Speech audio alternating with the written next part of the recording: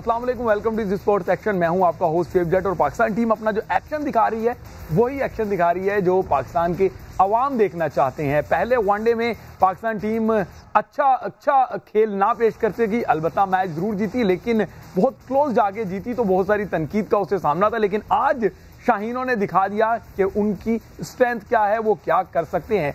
कमजोर हरीफ जिम्बाब्वे को पहले जब बैटिंग के लिए जिम्बाब्वे आई तो सिर्फ 206 रन पे जो है पवेलियन भेज दिया पाकिस्तान के ऑलराउंडर इफ्तिखार अहमद ने। आज 5 विकेटें ली और ये एक लंबा अरसे के बाद हुआ है कि पाकिस्तान के किसी ऑफ स्पिनर ने जो है वो 5 विकेटें ली हो एक इनिंग में। इसके अलावा अगर बात करें तो मूसा खान को आज डेब्यू कराया गया, उन्होंने 2 शिकार कर लिए और हारिस रऊफ ने भी आज विकेटों का खाता खोल लिया। हैदर अली को भी डेब्यू कराया गया, वो बैटिंग में अपने जोर दिखाएंगे। तो पाकिस्तान टीम ने ओवरऑल आज काफी बेहतर खेल पेश किया, वही खेल जो पाकिस्तान के शायकीन उनसे देखना चाहते थे। हमारे साथ इस पर बात करने के लिए मौजूद हैं साबिक टेस्ट क्रिकेटर शुएब मोहम्मद, जो हमें कराची से ज्वाइन करेंगे, जबकि मुश्ताक अहमद से बजरिया टेलीफोन ज्वाइन करेंगे। इसके अलावा टेस्ट क्रिकेटर अब्दुल रहमान भी आज के शो में हमारे मेहमान होंगे। तो पहले दिखाते हैं कि पाकिस्तानी बॉलर ने किस तरीके से जिम्बाब्वे की बसात लपेटी, उसके बाद आके अपने एक्सपर्ट से इस पर बात करेंगे। शुएब भाई, यकीनी तौर पर आपने देखा होगा कि आज पाकिस्तान ने दिखाया कि पाकिस्तान टीम जो है वो किस कैपेसिटी की स्ट्रेंथ अपनी रखती है और अपनी पूरी पावर्स के साथ जब वो मैदान में उतरे तो जिम्बाब्वे को टिकने का मौका नहीं दिया। ऑल्दो के सीन विलियम्स ने 76 रन की बारी जरूर ली लेकिन उसके अलावा कोई भी बैट्समैन टिक नहीं सका। यही वजह है कि इफ्तिखार ने 5 आउट कर दिए, मूसा ने भी 2 आउट कर दिए, हारिस सोहेल ने भी 1 विकेट ली। किस तरह देखते हैं पाकिस्तान की बॉलिंग को आज के मैच में? पाकिस्तान अपने पोटेंशियल के ऊपर नजर आया और at the same time naturally Iftikhar को अपना प्रूफ करना था। उनकी अच्छी स्ट्रेटजी थी टीम की कि उनको बॉलिंग का भी मौका दिया और फिर एट द सेम टाइम ये भी था कि उनको एक बड़ा जब फर्स्ट टाइम कोई बैटिंग करती है टीम तो उसको एक बड़ा टोटल करने के लिए सर्टेन रन रेट को मेंटेन करना पड़ता है। तो वहाँ उनको नेचुरली उनकी स्ट्रेंथ इतनी है नहीं, which is known all through out the world, कि जिम्बाब्वे एक ऑन द वीकर स्टांस के ऊपर खड़ी हुई टीम है। और उसी का फ़ायदा पाकिस्तान ने उठाया कि जैसे ही जब विकेटें मिली तो फिर वो गिरती चली गई और फिर वो ज़्यादा कोई बड़ा टोटल नहीं कर सके। तो पाकिस्तान बेसिकली अपने जो ट्रू पोटेंशियल है उनका, उसके ऊपर भी जब ज़्यादातर खेलती है तो एक अच्छी टीम नज़र आती है। जब बुरी नज़र आती है कि जब उनके जो स्टार प्लेयर्स हैं वो परफॉर्म उस तरह ना कर सकें, फील्डिंग लैप्सेस, बाज़ दफ़ा कैप्टनसी के कोई गलत डिसीजन, फिर जाके ये गलतियां एक्सपोज होने लग जाती हैं। वरना ज़्यादातर पाकिस्तान मैच को हाथ में ले के बहुत सी दफ़ा दूसरी टीम को जिताता रहा है। लेकिन ये कि ऑफ कोर्स पाकिस्तान एक अच्छी टीम है और इससे उनको कॉन्फिडेंस मिलेगा।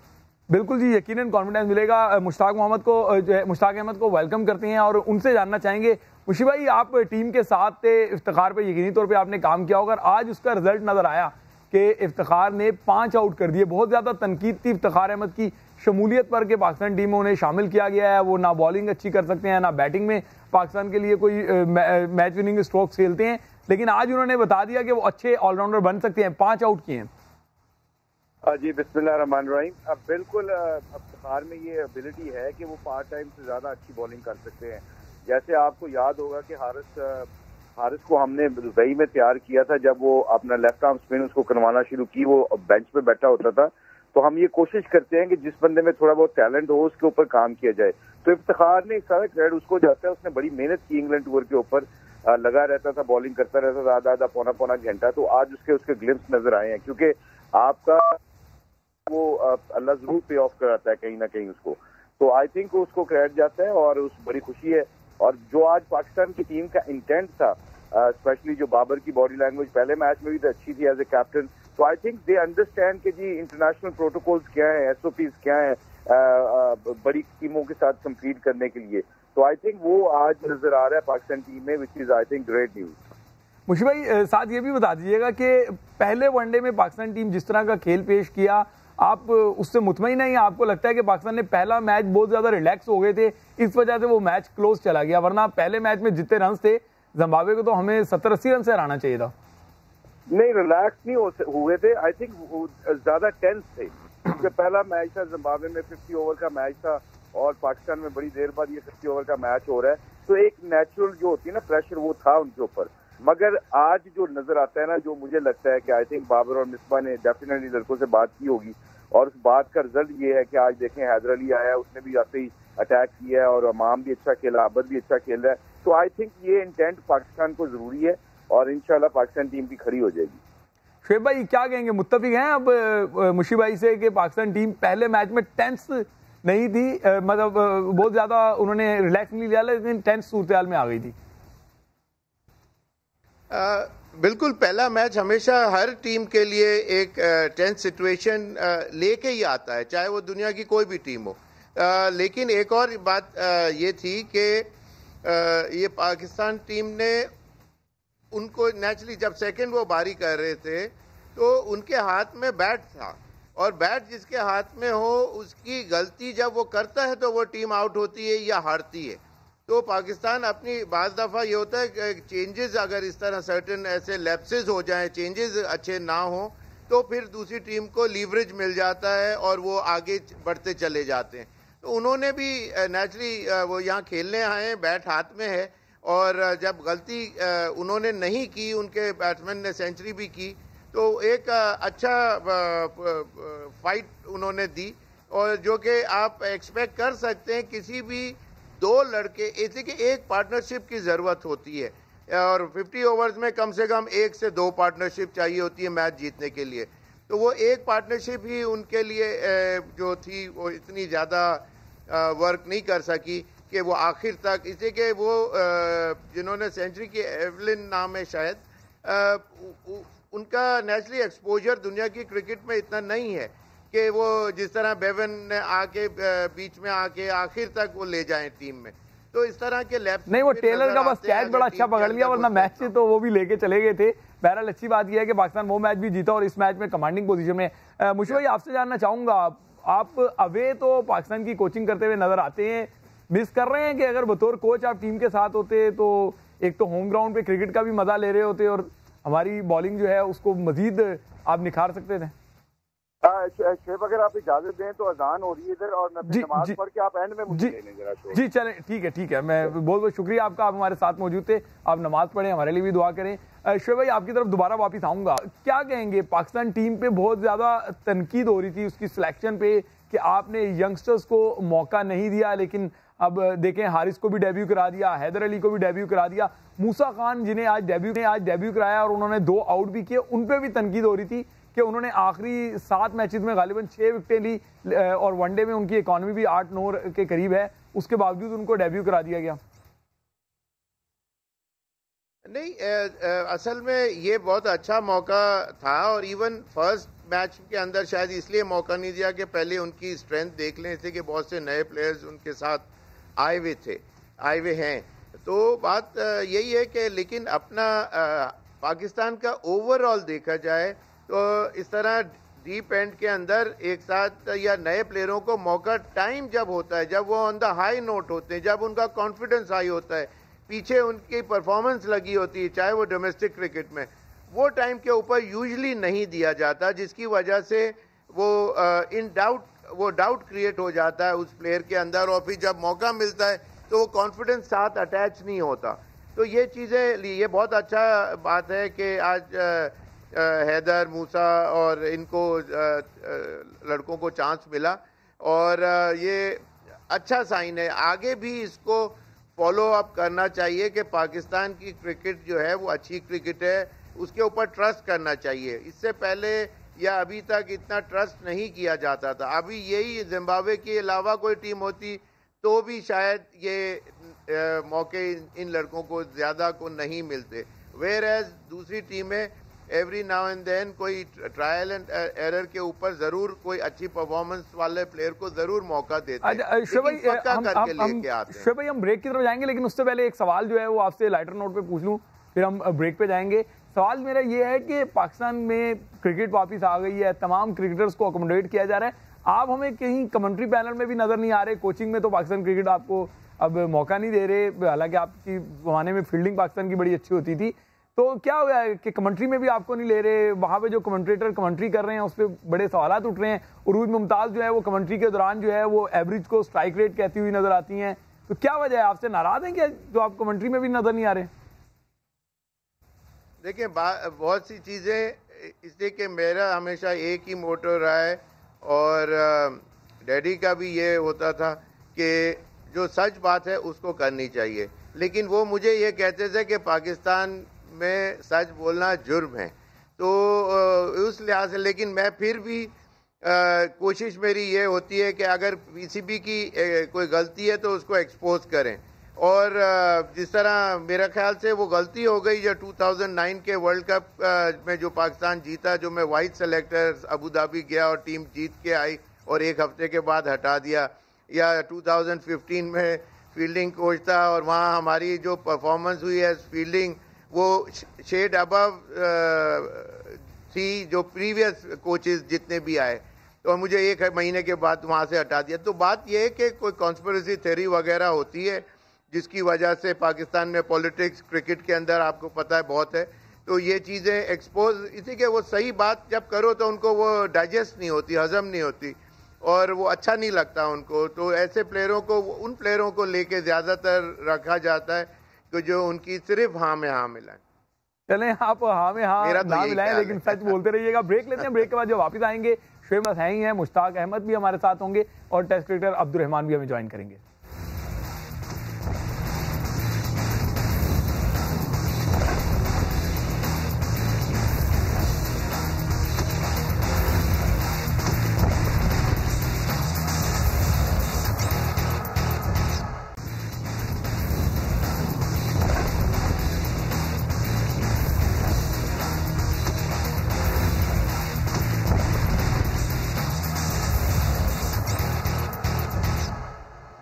Welcome back. बात कर लेते हैं पाकिस्तानी अंपायर अलीम डार की, जो रिकॉर्ड्स पे रिकॉर्ड्स बनाते जा रहे हैं और मुल्क का झंडा बुलंद कर रहे हैं, एजाज़ात समेटते जा रहे हैं। और अब एक और एजाज उनके नाम हो गया, वो सबसे ज्यादा वनडे मैचेस करने वाले इंटरनेशनल अंपायर बन गए हैं। शेख भाई आपकी तरफ आऊंगा, यकीनी तौर पे एक एजाज है, प्राउड मोमेंट है, ना सिर्फ अलीम डार के लिए बल्कि हम सब के लिए, उन तमाम क्रिकेट लवर्स के लिए जो पाकिस्तान क्रिकेट को आगे बढ़ता हुआ देखना चाहते हैं कि हमारे अंपायर जो हैं वो दुनिया में सबसे ज्यादा मैचेस सुपरवाइज करने वाले अंपायर बन गए हैं। और ये उसी सूरत में होता है जब आप फेयर अंपायरिंग कर रहे होते हैं, जब तमाम टीमें आपकी डिसीजन से मुतमईन होती हैं, तो इसी तरह फिर कामयाबियां मिलती हैं, आगे बढ़ने का सफर जारी रहता है। इसमें कोई शक नहीं शुएब, बेतहाशा बहुत बड़ा मूवमेंट है पाकिस्तान के लिए, अलीम डार के लिए, उनकी फैमिली के लिए कि ये उस रिकॉर्ड को ब्रेक करने में कामयाब हो सके हैं। लेकिन इसके पीछे आप ये देखें कि एक मैच के अंदर, टेस्ट मैच में 40 डिसीजन होते हैं और आम ये जो T20 और वनडेज हैं उसके अंदर 20-20 डिसीजन देखने में आते हैं। उसके अंदर एक गलती भी हो जाए तो वो पूरी दुनिया में हाईलाइट हो जाती है। और वहाँ से पहले मैच से लेके ये 210वें मैच तक और इवन टेस्ट मैचेस और T20s में जो उन्होंने अपनी रिस्पेक्ट कमाई है तमाम दुनिया के प्लेयरों से, बोर्ड से, और ये बहुत बड़ा क्रेडिट जाता है।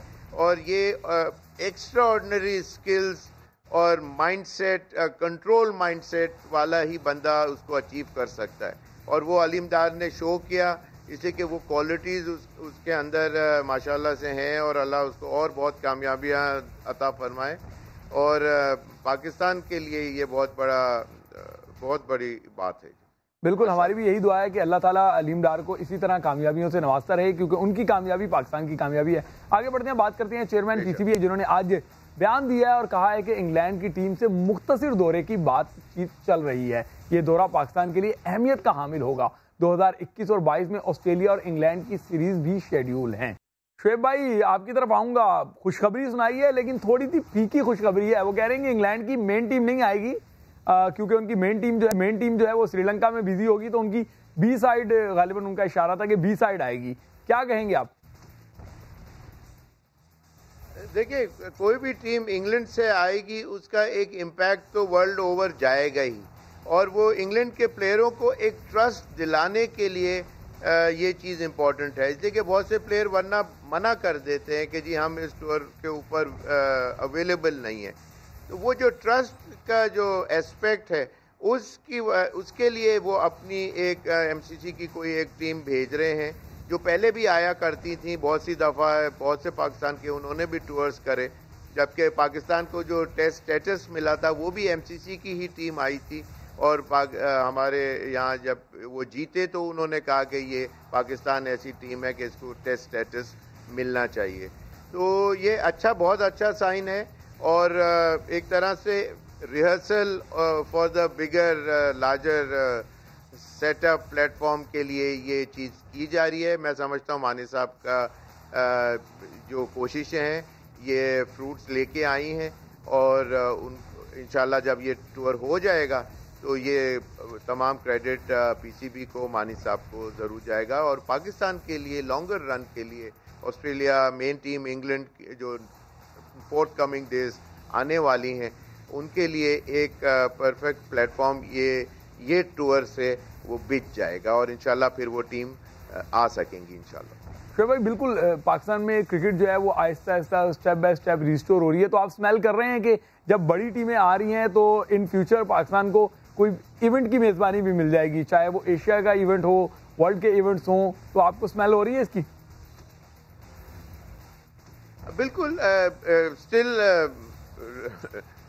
मैं समझता हूँ कि ये थोड़ा दूर, वो दूर अंदेशी क्या वर्ड होता है, आगे की बात है। बेसिकली फ्यूचरिस्टिक थिंकिंग के पॉइंट ऑफ व्यू से बिल्कुल सही बात है कि ये अगर इस तरह के टूर्स 2-3 हो जाते हैं तो फिर जो कंफर्टेबल लेवल से लोग पाकिस्तान को देखना शुरू कर देंगे और उससे फिर कोई बड़ा इवेंट के लिए भी कि जब स्मूथ सेलिंग हो जाएगी इस तरह के कुछ और टूर्स की, तो फिर साउथ अफ्रीका भी है, न्यूजीलैंड भी है, तो ये सारी जब टीमें एक दफ़ा यहाँ आना जाना शुरू कर देंगी तो फिर उससे कोई बड़ा इवेंट भी फिर in fourth coming days, not with in near future लेकिन इन फोर्थ कमिंग टाइम इंशाल्लाह आज टीमें आ रही हैं, इंशाल्लाह आज टीमें आ रही हैं और मुस्तकबिल में अल्लाह ने चाहा तो पाकिस्तान में दोबारा से इंटरनेशनल इवेंट्स भी होना शुरू होंगे, चाहे वो एशियन लेवल हो, चाहे वो वर्ल्ड लेवल हो।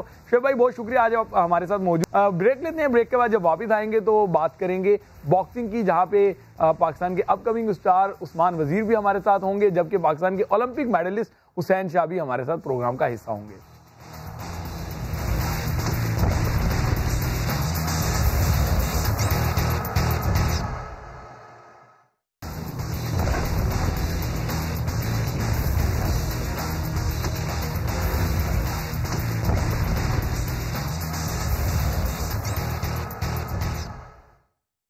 Welcome back. अब बात करते हैं बॉक्सिंग के खेल की, जहां पे थ्रिल से भरपूर एक्शन जो है वो शायकीन को उससे कनेक्ट कर देता है। जो भी क्रिकेट इसके लवर्स हैं बॉक्सिंग के, वो फाइट्स को बगैर पलकें झपकाए देखते हैं क्योंकि अपने फाइटर को वो जीतता हुआ देखना चाहते हैं। और आजकल पाकिस्तान के लिए कामयाबियां समेट रहे हैं उस्मान वजीर, गिलगित से इनका ताल्लुक है।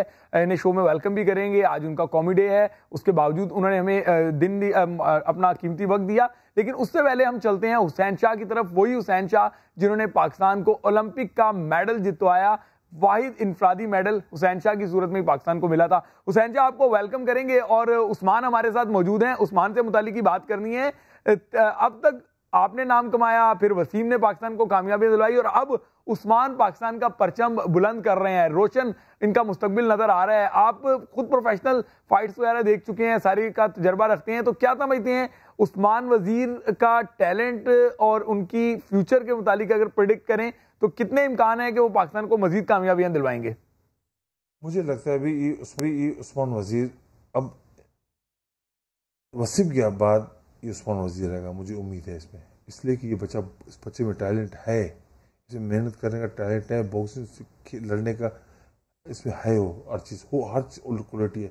मगर इसको गवर्नमेंट इसको सपोर्ट करे, इसको भेजे ट्रेनिंग के लिए, लुक लाइक अमेरिका भेज देवे, रशिया भेज देवे, फिलीपीन भेज देवे, यहाँ ट्रेनिंग के लिए भेजे, ये बच्चा निकलेगा, मैं आपको बोलता हूँ। और इस बच्चे में ये है, ताकत है, ये निकलने का, आगे बढ़ने का हौसला है इसमें, अगर इसको गवर्नमेंट सपोर्ट करे। अब मुझे पता है कि वसीम के बाद ये बच्चा आएगा, निकलेगा, देखना, ये मेरी आपको बता दूँ, ये बच्चे में बहुत टैलेंट है, समझदार भी है, सिर्फ इसको ट्रेनिंग की ज़रूरत है, ट्रेनिंग चाहिए इसके लिए।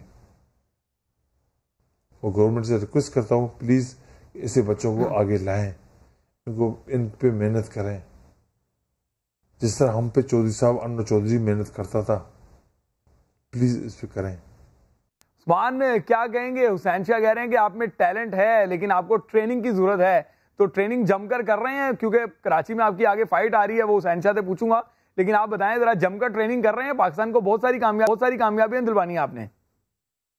जी बिल्कुल, देखें मेरे पास काफ़ी एक अच्छा चांस है। इस टाइम मैं ABF एशियन टाइटल का चैंपियन भी हूँ, तो देखें फर्स्ट टाइम मैं मैं इतना बड़ा टाइटल जीता है, और ऊपर से जैसे कि हुसैन शाह ऐसे लीजेंड हैं जो मेरे ऊपर ट्रस्ट भी करते हैं कि मेरे अंदर टैलेंट है। मैं बहुत मोटिवेटेड हूँ और मैं चाहता हूँ कि मैं पाकिस्तान के लिए first ever under 23 youth world champion बनूँ और पाकिस्तान का।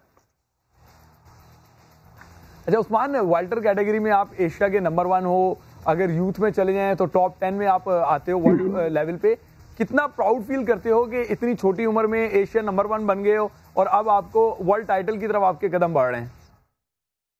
जी बिल्कुल, देखें ये जो मेरा टीम है वो बहुत मेहनत कर रही है मेरे साथ। जो मेरे मैच मेकर वो अमेरिकन है, जो मेरे कोच है, मैनेजर है कोच जोवन, वो फिलीपींस है, वो काफ़ी मेरे ऊपर मेहनत कर रहे हैं। और मेरी यही कोशिश थी कि पाकिस्तान में बॉक्सिंग को लाया जाए, और जैसे कि आपको पता है कोई पाकिस्तान में फाइट करने को तैयार नहीं था, क्योंकि यहाँ पर फाइट मनी भी कम मिलती है, पैसे भी कम मिलते हैं। तो मेरी यही कोशिश थी कि मैं पाकिस्तान में फाइट करूँ, ताकि जितने पाकिस्तान को रिप्रेजेंट कर रहे हैं कि वो भी सोचें कि हमने भी पाकिस्तान में खेलना है। क्योंकि देखा अगर अपने पाकिस्तान में हम खेलेंगे, बेशक हमें पैसे कम मिले, हमें थोड़ा हमारी ये यहाँ ऐसा लगता है कि वो अपनी कंट्री में खेलना प्राउड फील नहीं करते, मगर मैं मेरी यही कोशिश थी कि अपनी कंट्री में फाइट खेलूँ, एक दफ़ा बॉक्सिंग दोबारा बहाल हो, लोगों को पता चले, जैसे क्रिकेट का क्रेज़ है इसी तरह बॉक्सिंग का क्रेज़ दोबारा बहाल हो। देखिए मैं बहुत प्राउड फील कर रहा हूँ, और इंशाल्लाह 2 फाइट्स बाद मैं यूथ वर्ल्ड टाइटल अटेम्प्ट करूँगा, और मेरी पूरी कोशिश होगी कि पाकिस्तान का अंडर 23 का first ever youth world champion बने। हम भी यही चाहते हैं और अल्लाह ने चाहे ऐसा ही होगा, आप वर्ल्ड टाइटल भी पाकिस्तान के लिए लेकर आएंगे 2 फाइट्स के बाद जब आप लड़ेंगे। उस्मान, ट्रेडिशंस आप अपनी साथ कैरी कर रहे हो, फाइट करने जाते हो तो वही गिलगित की रवायती टोपी, उसी तरीके से आपने जो है अपना जो है वो पूरा हुलिया बनाया होता है, तो क्या इसके पीछे मोटिवेशन थी, जरा इस बारे में बताएंगे? बिल्कुल, देखें शोएब भाई, जैसे कि कुछ बहुत सारे फाइटर्स जो इंटरनेशनल लेवल पे जाते हैं तो वो फॉलो करते हैं फॉरेनर्स को, जो हमारे यूरोपियन प्लेयर्स होते हैं, जो भी आपके फेवरेट फाइटर होते हैं वो उनको फॉलो करते हैं, उनका स्टाइल फॉलो करते हैं। मैं कहता हूँ कि यार अपने हीरोज को हम क्यों ना फॉलो करें। जैसे अभी हुसैन शाह एक लीजेंड है, पाकिस्तान के वाइट ओलंपिक के बाद इनने मेडल जीता है, ब्रॉन्ज। अब हम इसे क्यों ना फॉलो करें, इसके स्टाइल को क्यों ना हम फॉलो करें। तो हम अपने हीरोज को अगर हम भूल जाएंगे तो हम बाहर के हीरोज को हमने क्या याद रखना है, तो फिर जो आने वाले जो लोग हैं वो हमें भी याद नहीं रखेंगे। इसी तरह मैं अब मुझे एक चांस मिला, मैं इंटरनेशनल लेवल पे खेला, वर्ल्ड रैंकिंग में 3 दफ़ा खेला, उसको मैंने हैट्रिक विन किया। तो मैं यही कोशिश की कि मैं कैसे अपने इलाके के लिए बल्तिस्तान को प्रमोट करूं, पाकिस्तान को प्रमोट करूं। तो वहाँ से बस मेरे दिमाग में है कि मैं सीधा अपना केप, अपना जो मेरा चोगा होता है हमारे बल्तिस्तान का, इसी को लेके जाऊँ। इवन कि मैं दुबई में मैंने फाइट खेली, तो इसमें जो मेरी टोपी थी, मेरा चोगा था, तो वहाँ के जो स्पोर्ट्स के जो मिनिस्टर थे वो मुझसे रिक्वेस्ट करके वो मुझसे ले गए मांग के। तो उनने जो वहाँ के स्पोर्ट्स का जो ऑडिटोरियम है वहाँ पे उनने उसे रखा हुआ है। अब कोई भी वहाँ जाता है, अगर वो टोपी और वो चोगा देखता है तो जरूर एक दफ़ा पाकिस्तान का, बल्तिस्तान का जरूर बारे में वो पूछेगा कि नहीं, ये तो बहुत अच्छी मोटिवेशन है। उस्मान, पाकिस्तान के लिए आप कामयाबियां समेट रहे हैं, आगे बढ़ते जा रहे हैं, लेकिन बहुत सारे लोग आपकी टांग खींचने में भी लगे हुए हैं। बहुत सारी जो है वो हमें गॉसिप्स पता चलती हैं जो आपके मुतालिक जो है वो आपकी रास्ते में मुश्किलात खड़ी करने के लिए की जाती हैं, जरा आज उनको तो बेनकाब करें। शोएब भाई, देखिए आप जैसे भाई हमारे साथ हैं, बाकी जो हमारे पाकिस्तानी लोग हैं प्यार करते हैं, तो आप लोग का सपोर्ट है, तो हमें बाकी उनकी टेंशन नहीं है जो टाइम खींचने के पीछे लगे हुए हैं। देखिए आप, मैं बहुत यंग हूँ, बहुत छोटी उम्र में मुझे अल्लाह ने इज्जत दी है। हाँ, बहुत सारे हैं कि उनको वो चाह रहे हैं कि क्यों इतनी जल्दी ऊपर आए और ये वो, तो यार वो भी इज्जत देने वाला अल्लाह ताला है। मैंने मेहनत की, अल्लाह ताला ने जो मेरी मेहनत की उससे ज़्यादा मुझे इज्जत दी, तो आप उसी इज्जत को मैंने बरकरार रखना है। इसीलिए मैं दिन रात और मेहनत करता हूँ, अल्लाह से दुआ करता हूँ कि मुझे और मौका दे, मैं अपने मुल्क का, अपने पेरेंट्स का, जो मेरा खानदान है क्योंकि बल्तिस्तान, सबका नाम मैं रोशन कर सकूँ। उस्मान, बहुत शुक्रिया, आप हमारे साथ मौजूद थे और इसी पॉजिटिविटी के साथ आगे बढ़ना है, परवाह नहीं करनी सिर्फ पाकिस्तान को जो है वो कामयाबियां दिलवानी है, मेडल दिलवाने, और जो हुसैन शाह ने किया वो आपने भी करके दिखाना है कि पाकिस्तान को ओलंपिक का मेडल दिलवाना है, पाकिस्तान को वसीम की तरह जो है वो इंटरनेशनल एरिना में अच्छा बॉक्सर, अच्छा बॉक्सिंग का जो है मुल्क साबित करके दिखाना है। बहुत शुक्रिया, आप हमारे साथ मौजूद थे। आगे बढ़ते हैं और अब बात करते हैं नेज़ाबाजी की, जिसे इंटरनेशनल लेवल पे टेंट पैगिंग का भी नाम दिया जाता है। पाकिस्तान के इलाके ज़िला सरगोदा के इलाके ज़िला खुशाब जो है वहाँ पे टेंट पैगिंग का इवेंट रंगारंग जारी है, जिसमें पाकिस्तानी नेज़ाबाजों के साथ साथ कनाडा, अमेरिका, इसके अलावा नॉर्वे और इंग्लैंड के घुड़सवार जो हैं वो भी शरीक हैं। इवेंट के पहले दिन जो है वो सिंगल्स इवेंट के मुकाबले हुए, जिसमें देसी नेज़ाबाजी का स्टाइल जो है उसके मुकाबले थे। फिर लेमन कटिंग थी कि तलवार से लेमन को काटना था। इसके अलावा सॉर्ड से रिंग पास करना, यानी कि जो लांस इनका होता है तलवार के अलावा लांस के साथ, नेज़े के साथ जो है वो रिंग पासेस करना होते हैं। तो इस तरह के इवेंट से आज इस इवेंट में जो है वो अच्छी बात ये हुई कि पाकिस्तान के इंटरनेशनल नेज़ाबाज जो हैं उन्होंने इस्लामी ममालिक से मोहब्बत और यकजहती के लिए अपने घोड़ों को उनके परचमों के कलर्स में रंग दिया और मैदान में आए। और आज टीम इवेंट भी था। सुल्तानिया एवानिया क्लब के ज़ेर इत्माम होने वाले इस इवेंट में भरपूर जो है वो जोशो जज्बा नजर आया। तमाम घुड़सवार जो हैं वो यहाँ पे एक्शन दिखा रहे थे। आज इवेंट के मुतालिक हम आपको बता रहे थे, आने वाले प्रोग्राम में क्रिकेट समेत इस तरह के खेलों को भी हम आपसे जो है वो शेयर करते रहेंगे। हमें इजाज़त दें, अल्लाह हाफिज़।